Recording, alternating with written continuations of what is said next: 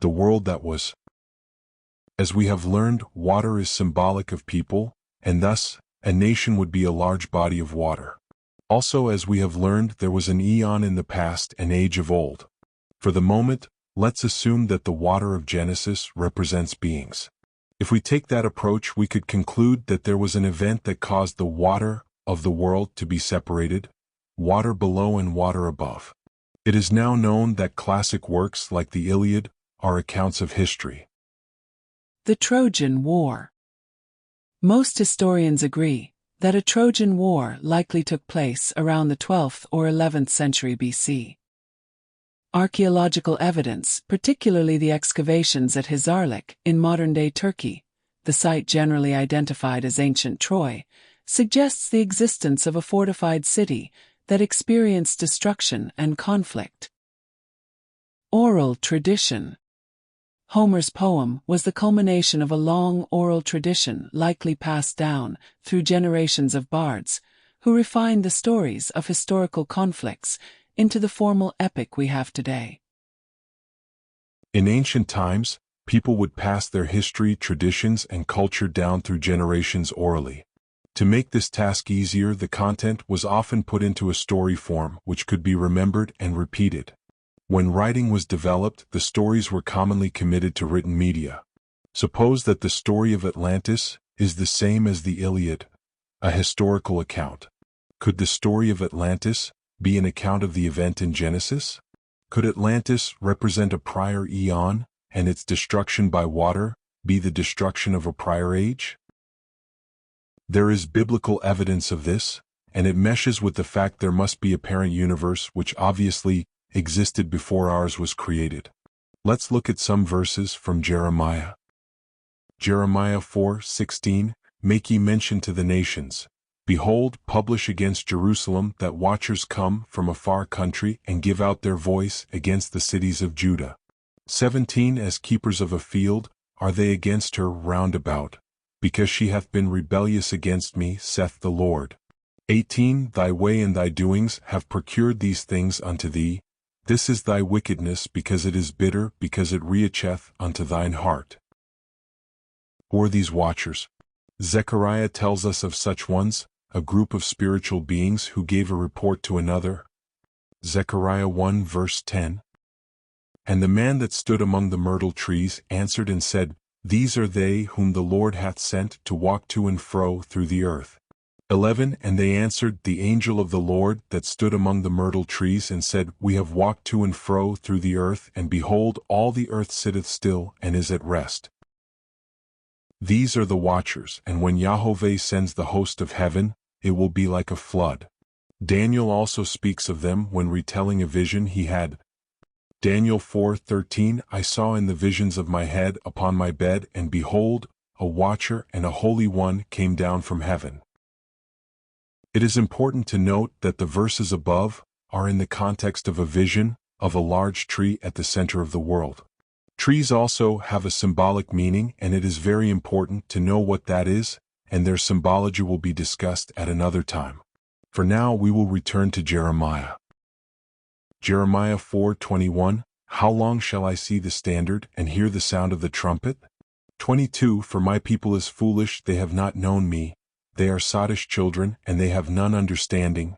They are wise to do evil, but to do good they have no knowledge. 23 I beheld the earth, and lo, it was without form and void, and the heavens, and they had no light. 24 I beheld the mountains, and lo, they trembled, and all the hills moved lightly.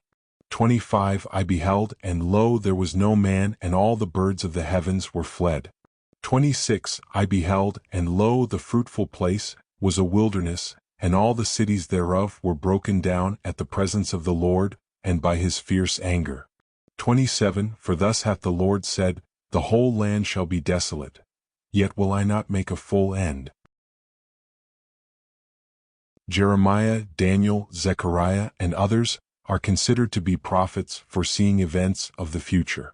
However, studying the verses above, they should call to mind the beginning of Genesis. This could be a vision of past events, when the prior eon came to an end and the current one began. As mentioned prior, a parent dimension must exist, and there is scriptural evidence of existence prior to these flesh bodies. We can find additional evidence in pseudepigraphic writings. These are writings that the Church Fathers decided to not include in the English Bible.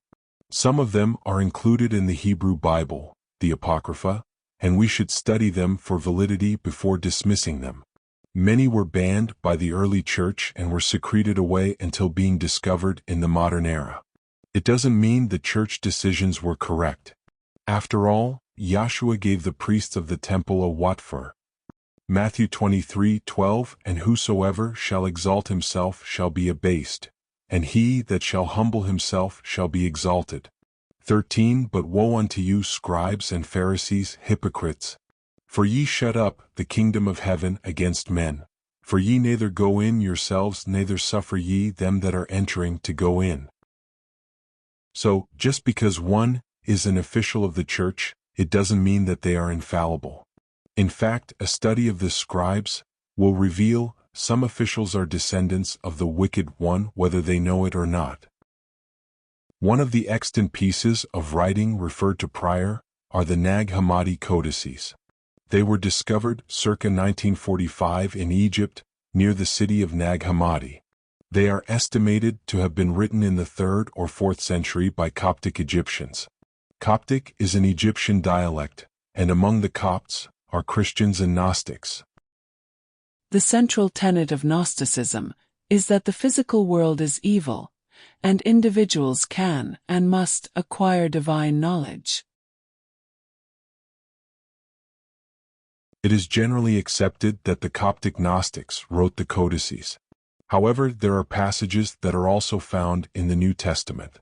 Studying extant writings, one can gain knowledge of the history, the knowledge, understanding, and beliefs of people in the past.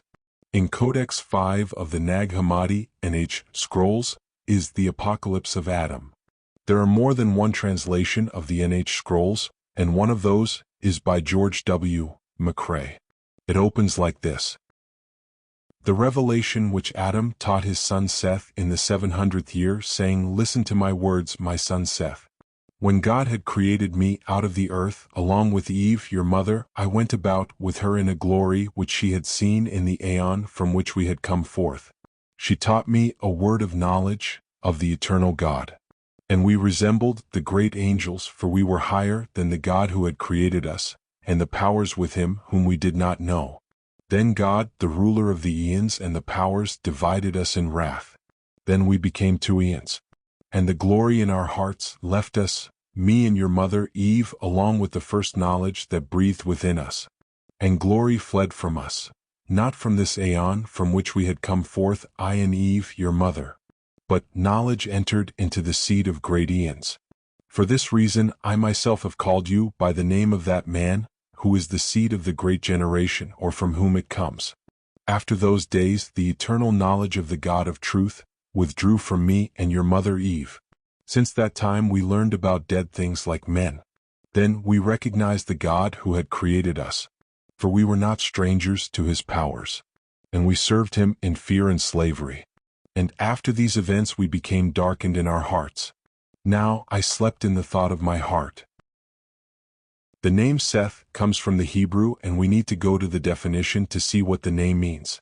Per Strong's it means to put, set, and is often translated as appoint. In Genesis, Eve states that she named him that, since she felt Yahweh appointed him to take Abel's place. Genesis 4:25. And Adam knew his wife again, and she bare a son, and called his name Seth. For God, said she, hath appointed me another seed instead of Abel, whom Cain slew. There are several other observations to make. A new aeon was created from an old age. Here aeon is the same as eon, and we see the understanding that there was an event causing a separation, and this separation is not Adam and Eve's separation from the garden. It was the separation of the waters that covered the earth at that time from each other and from the time of old. Translating other languages can be subjective. The translator must decide what the writer was meaning. With prepositions and other syntax, this process can be erroneous.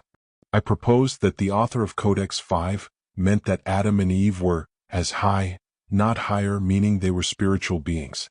Also, I believe it would be more correct to translate the fear and slavery as reverence and obedience. The excerpt below follows the text cited above. Then the God who created us created a son from himself and Eve, your mother. I knew sweet desire for your mother. Then the vigor of our eternal knowledge was destroyed in us and weakness pursued us. Therefore the days of our lives became few. For I knew that I had come under the authority of death. This account is reminiscent of the virgin birth of Yahshua in the New Testament. But an important question is, was it God or a god? Meaning a spiritual being?